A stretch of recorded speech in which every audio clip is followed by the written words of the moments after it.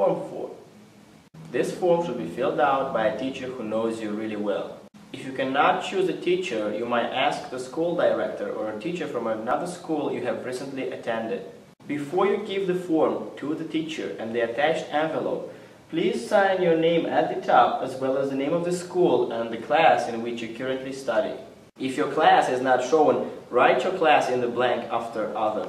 If your teacher writes you a recommendation on a different sheet of paper and attaches it to this form, it will not be considered. If your teacher knows English, he or she should fill out the English version of form number 4. The English version must be signed by the teacher and have the school stamp on it. If you cannot get a school stamp, you must provide an explanation.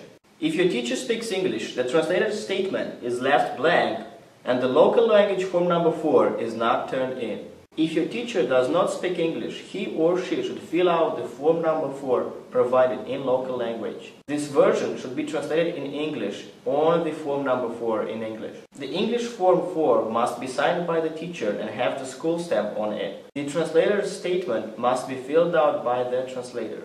Neither the applicant nor the member of the family may translate the form number 4.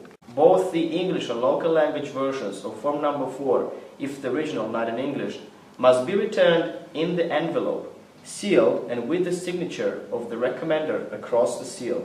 My teacher doesn't speak English. What should I do? You need to submit both.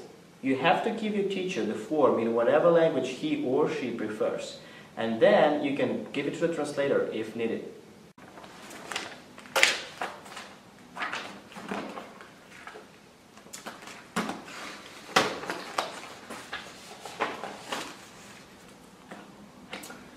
I lost the envelope. We are very sorry, but your application cannot be considered. It is your only responsibility to keep the whole application form together.